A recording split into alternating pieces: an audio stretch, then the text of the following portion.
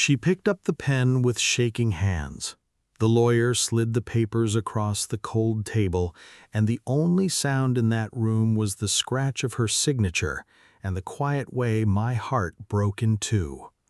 She never looked at me, not once, and I let her go. What she didn't know, what nobody in that room knew, was that the man she was leaving could have bought every building on that street without blinking. Before we go any further, stay with me until the very end of this story, because the moment she finds out the truth, it will absolutely wreck you. And trust me, you need to hear how this ends. I want to tell you something about the person I was before Claire ever walked into my life. I wasn't always the man in the worn-out jacket eating alone at a corner diner, but for a long time that was exactly who I chose to be. My family built their fortune underground, literally. My grandfather started a coal mining operation in West Virginia when he was 23 years old, with nothing but borrowed equipment and stubborn belief. By the time my father inherited it, that operation had grown into something massive: land holdings, energy contracts, distribution networks that stretched across 12 states. And when my father passed, all of it came to me. I was 31 years old and suddenly worth more money than I knew what to do with. And I'm not saying that to sound impressive. I'm saying it because that kind of weight, that kind of inherited power, it doesn't feel like freedom. It feels like a cage made of gold. Every person around me wanted something. Every conversation had an angle.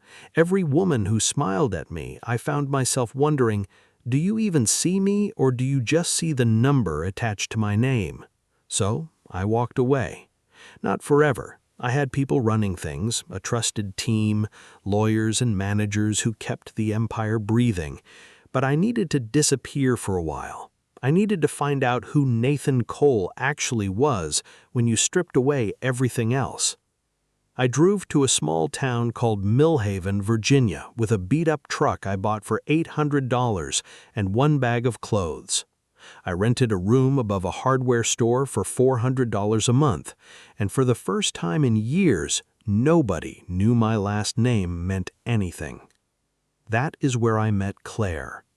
It was a Tuesday afternoon in late September, and the diner on the corner of Reed Street smelled like pie crust and burned coffee.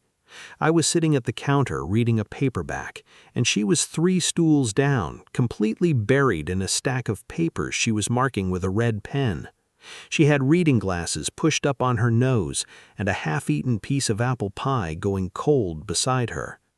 The cashier came by, and I reached for my wallet, and I realized I'd left it in the truck, just a few dollars short for the coffee. And before I could even say anything, she looked up and said, without missing a beat, "I've got it." She slid a 5 across the counter and went right back to her papers, didn't make a thing of it, didn't even look at me long enough to register my face. I sat there for a second, genuinely stunned, because I couldn't remember the last time someone had done something small and kind for me without expecting something in return. It sounds ridiculous, I know. A woman buys a stranger a $2 coffee and it changes his life. But that moment cracked something open in me that I hadn't even realized was locked shut. I thanked her. She said, "Don't mention it." And I thought, I am never going to forget you. We talked for maybe 40 minutes that first afternoon. She told me she taught 4th grade at the elementary school 2 blocks away. She loved her students and hated the school board. She grew up in Millhaven, never left, and she said that without any sadness at all, like it was a simple fact she was completely at peace with. There was a groundedness to her that I had never encountered before. No performance, no calculation, just Claire. I came back to that diner the next day, and the day after that. Within 3 months, I was the man she was dating. Within 8 months, I was the man she said yes to. And on a Saturday morning in April, in the backyard of her mother's house with 14 people watching, I became the man she married. Here is where I have to be honest with you, because this story doesn't work if I pretend I was completely innocent in what happened. I wasn't. I never lied to Claire directly, but I didn't tell her the full truth either. And in a marriage, that silence grows. It becomes its own kind of wall. She knew I traveled sometimes for consulting work. She knew I was careful with money and the way I presented myself, paying our bills on time but never splurging, driving practical cars, wearing ordinary clothes. What she didn't know was that while she was grading spelling tests and packing her lunch every morning, I was quietly overseeing decisions that moved millions of dollars. She didn't know that the old friend I called every Thursday evening was actually my chief financial officer. She didn't know that the beat-up truck I drove had been deliberately chosen. I kept telling myself I would explain everything when the time was right, when things were more settled, when I was sure she loved me for me and not for what I had. But the right time kept not coming. Weeks turned to months, months became years, and the secret I was carrying got heavier with every passing season. The strange things started adding up, and she noticed. I could see it in the way she watched me sometimes, that quiet, searching look. A shipment of very expensive wine appearing at the door that I brushed off as a gift from an old colleague. A spontaneous weekend trip where the hotel was clearly not what a man with my supposed income could afford. Small moments where the curtain flickered and I pulled it back in place too fast. Her mother, Helen, never liked me, not from the beginning. Helen was a sharp woman with good instincts, and she smelled something off about me from day one. She would say things to Claire just within earshot. What exactly does that man do all day? Or, a grown man with no real career, baby? That's not a husband, that's a project. And Claire would defend me, but I could hear the doubt seeping in like cold air under a door. Her co-worker Diana was worse. Diana was the kind of person who had an opinion about everything and the volume to go with it. She'd see me picking Claire up from school in my old truck and make comments loud enough for the parking lot to hear. "Girl, that man is not going anywhere." And Claire would laugh it off. But laughs like that, I learned, are sometimes the sound of someone trying not to cry. It was a Tuesday evening in October, almost 4 years to the day after we met, and Claire had done the laundry. I knew it the moment I walked through the door. I could feel it before she even turned around, the way the air in the room had changed.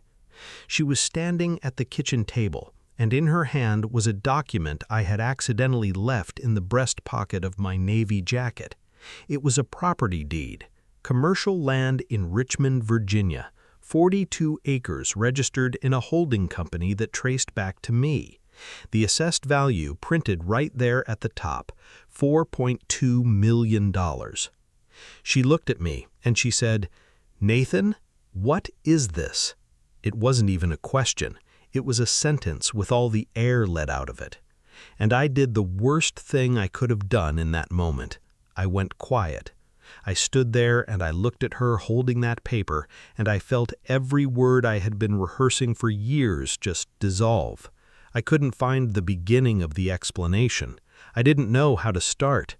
She asked me again, and this time her voice was shaking. "Is there another life? Is there someone else? What have you been hiding from me?" And I said, and I will regret this until the day I die, I said, "It's not what you think. I was going to explain everything." She laughed, and it was the most heartbreaking sound I have ever heard in my life.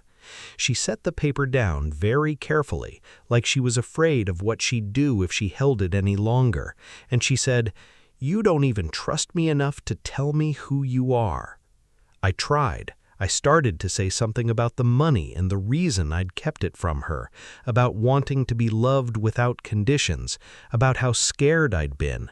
But she held up her hand and she said, "Don't, please don't make this into a love story right now." She slept at her mother's house that night, and the night after, and eventually she called a lawyer. I want to take you back to that room now, that gray afternoon, that table, those papers. I had told my lawyer, Mr. Aldous, to give her everything he reasonably could within what she would accept. The house, the car, the savings account I'd kept in our joint names. He told her the total, and she stared at the number for a long moment and said, "That's not his money to give." She took only what she had contributed herself, a small amount that represented years of her own income. Her pride would not let her take a dollar she hadn't earned. And I watched her, and I thought, this is exactly why I love you, and this is exactly why I lost you. She signed the papers, she stood up, she straightened her coat, and she walked out of that room without looking back. I stayed in my chair for a long time after she left. Mr. Aldous didn't say a word. He's worked for my family for 22 years, and he has seen a lot, but I think even he understood that no words existed for that room.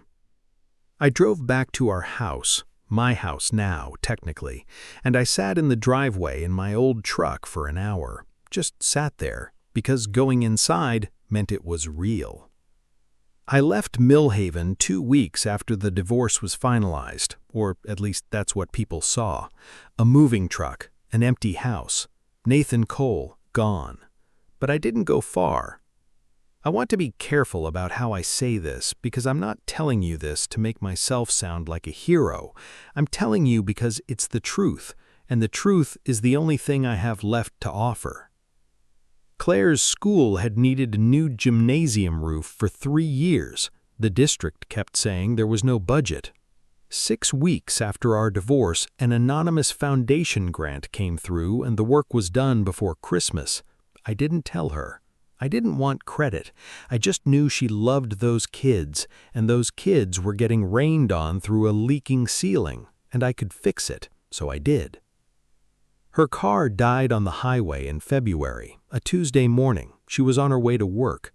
By some coincidence, she happened to go to the only dealership in the county that had a long-time contract with one of my holding companies. The manager, who owed me more favors than I'm going to list, arranged for a nearly new vehicle to be released to her with paperwork that made it look like a trade-in processing error. Claire spent 3 weeks trying to figure out who to return it to. Eventually, she just kept it. Her mother, Helen, the same woman who never liked me, was diagnosed with a heart condition in the spring.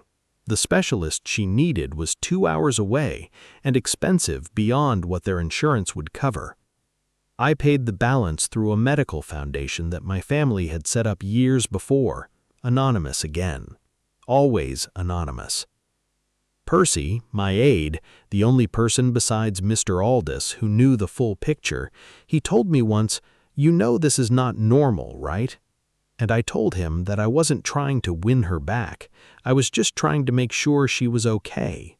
There is a difference, even when it doesn't look like one from the outside. She was sitting in the dentist's waiting room on an ordinary Wednesday morning when she saw it. A business magazine, 8 months old, sitting in a stack of reading material on the side table. She picked it up because she was bored. She flipped through it the way you do when you're just passing time. And then she stopped.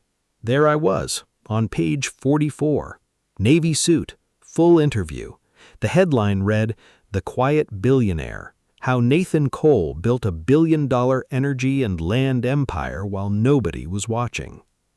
Percy told me later that she sat in that waiting room for 40 minutes after her appointment ended, just sat there with the magazine in her lap. The receptionist asked her twice if she was all right.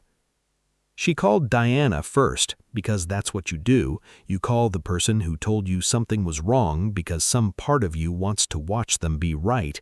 And Diana, to her credit, for the first time in her life, had nothing clever to say. She just said, quietly, "Oh, honey." Then she called Percy. He answered on the second ring. There was a long pause on the line, and she said, "Tell me the truth, all of it." And Percy, loyal, steady Percy, took a breath, and he said, "He loved you before any of this existed for him. He came to that town to find out who he was, and he found out because of you. He just waited too long to trust you with it." And then Percy said the one thing that made everything shift. He said, "Claire, the property deed you found, the one you thought was the secret, that land was in your name. It was always in your name. He'd put it there the year you got married." She didn't say anything for a long time, and then she said, very quietly, "Why didn't he just tell me?" Percy said, "Because he was afraid that if he did, he'd never know for sure that you stayed for him." I don't know what made me come back to Millhaven that Saturday morning. I could tell you it was business. There was a land parcel nearby I'd been looking at. But honestly, it was the diner. It was Reed Street and apple pie and the particular smell of that burned coffee. It was the way September light comes through those windows at 10 in the morning and makes even ordinary things look like they matter. I sat in the corner booth. I ordered coffee. I didn't know she would come, but she did. She pushed through that door, and she saw me, and she stopped, and for a long moment neither of us moved.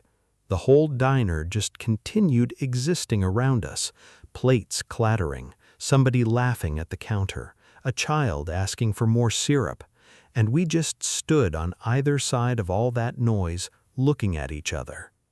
She walked over, she sat down across from me. She didn't say hello, and neither did I.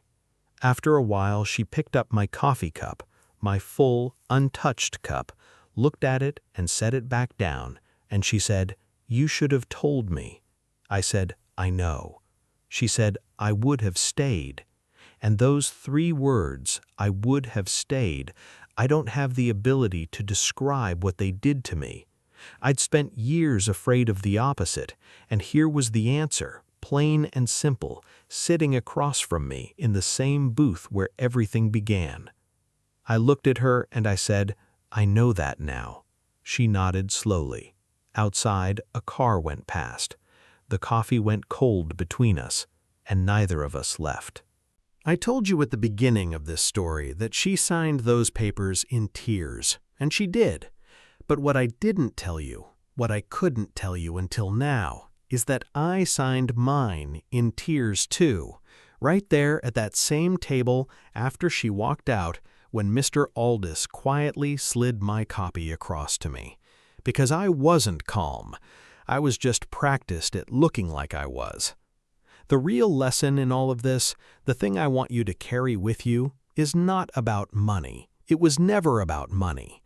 It was about the choice I made to protect myself from being hurt, and how that choice became the very thing that hurt us both. Love doesn't need a reason to walk away from you, but silence, the kind you choose out of fear, that will give it one. If you are holding back the truest version of yourself from the person who loves you, waiting for the perfect moment to be fully known, that moment is right now. It was always right now. Don't do what I did. Don't let the fear of being loved for the wrong reasons stop you from being loved at all. If this story moved you, if it hit something real, share it with one person who needs to hear it today. And if you want to know what happened next between Nathan and Claire, whether they found their way back to each other for good, comment "Second Chance" right now, and we will tell the rest of their story. And make sure you subscribe, because every week we bring you stories like this one, stories that nobody tells, stories that stay with you long after the screen goes dark.